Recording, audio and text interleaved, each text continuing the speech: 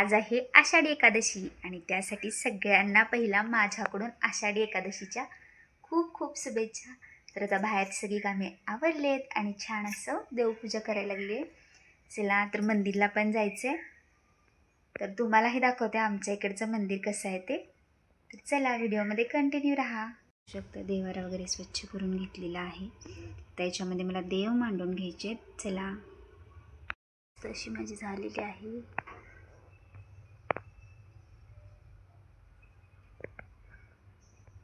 तुम्ही बघू शकताय देवपूजा छान अशी माझी आत्ता झालेली आहे।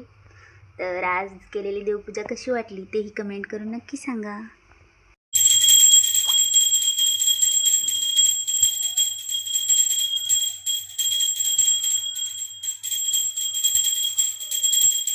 ही साडी मी सोमवारला जी नेसली होती तुम्ही बघितली होती, ती साडी आता परत एकदा आज नेसावं म्हटलं एकादशी दिवशीच। तर आता आम्ही चाललोय विठ्ठल रुक्मिणी मंदिरला। रामकृष्ण हरी। बघा इकडे आवरलेत व्हाईट कपडे। ओम नमो भगवते नमः। बघा हे आमचे पिल्लू बघा कपडे घालून लोळा लागले आणि इकडे स्वर्ण पण आवरलाय। 16 सोमवारच्या साडीला आज मुहूर्त लागला, आज नेसलेली साडी। दोन पिल्ली बघा,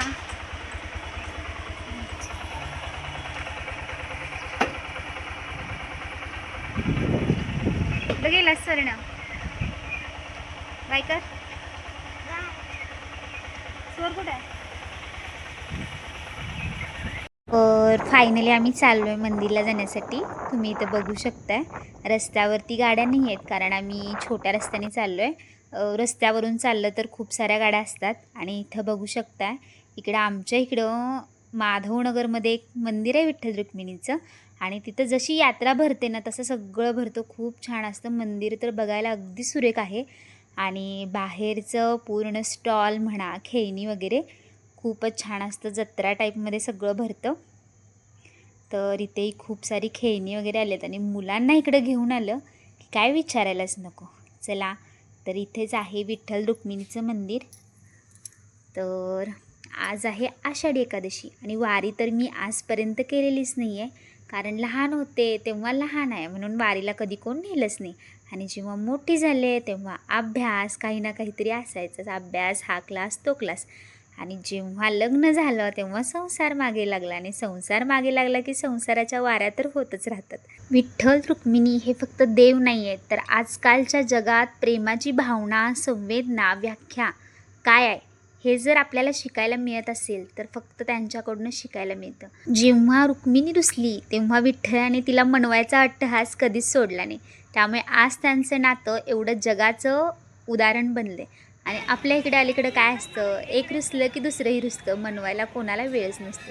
पण नातं जपलं तर ते आहे आणि नाही जपलं तर नातंच नाही आहे। त्यामुळे प्रत्येक नातं हे विठ्ठल रुक्मिणीच्या नात्याप्रमाणे आपल्याला जपलं पाहिजे। तर फायनली आम्ही पोहोचले विठ्ठल रुक्मिणी मंदिरमध्ये। गर्दी तर एवढी होती तुम्ही बघू शकता। पहिला म्हणलं आम्ही मुखदर्शन घेऊन जाऊ, पण म्हटलं आता इथंपर्यंत आलोय, वारी तर आपल्याला करणं शक्य होत नाही, तर का होईना आपण लाईनीत उभा राहून का होईना दर्शन घेऊया। तर म्हणलं लाईन कितीही मोठी असू दे, आज दर्शन घेतल्याशिवाय अजिबात जायचं नाही। तर बघा लाईन एवढी मोठी होती आणि आम्हाला असं तसं करत दर्शनास घ्यायचं होतं। तर फायनली 2 तासानंतर आम्ही विठ्ठल रुक्मिणींचं दर्शन घेतलं। तुम्ही बघू शकता बाहेरून थोडं शूट घेतलं आहे, कारण बाहेर खूप मोठी लाईन लागलेली होती आणि विठ्ठल रुक्मिणीच्या मंदिरमध्ये असं शूट घेण्यासाठी वगैरे काय असं रिस्ट्रिक्शन वगैरे नव्हते। पण तरीही कसं असतं, देवाचे फोटो आपण घेतो, शक्यतो कसं होतं देवाचे फोटो घेतले की देवाच्या प्रतिमांचं जे सौंदर्य असतं ते कमी होतं, असं भरपूर ठिकाणी मीही वाचलं आहे। आणि फायनली आम्ही विठ्ठल रुक्मिणींचं छान असं दर्शन घेतलं। सकाळचं तर कसं होतं, सकाळचं दर्शन असं आतून भेटतं, पण जेव्हा संध्याकाळी खूप गर्दी असते, लोक कामावरून वगैरे आलेले असतात आणि त्यामुळे इथं मंदिरात अजिबातच दर्शन घेणं आणि होणं शक्यच होत नाही। त्यामुळे आम्ही सकाळीच आलो होतो आणि आहोंचं पण काही काम असतं संध्याकाळी, त्यामुळे संध्याकाळी आहोंना जमत नाही, मग म्हटलं आपण सकाळी जाऊन येऊया।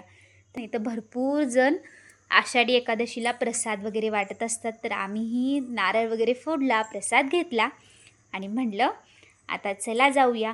आणि जाताना तर आम्हाला तिलक करणं काही शक्य झालं नाही, म्हटलं येताना तिलक लावून घेऊ। तर मी लावला, आहोंनी लावला, मुलांनी लावला. बाहेर आलंय आणि आहोंचं काही काम नसेल असं होणारच नाही. मी घरी आलो आणि घरी आल्या आल्या वाजले होते 2. सगळ्यांना लागली होती छान अशी भूक. म्हटल्यावर काय छान असं शाबू, वड्या, लाडू आणि ताक घेतलं छानपैकी ताट करून जेवायला. तर आजचा व्लॉग कसा वाटला आणि तुम्ही आषाढी एकादशीचा उपवास करता की नाही ते मला नक्की कमेंट करा. Bye bye.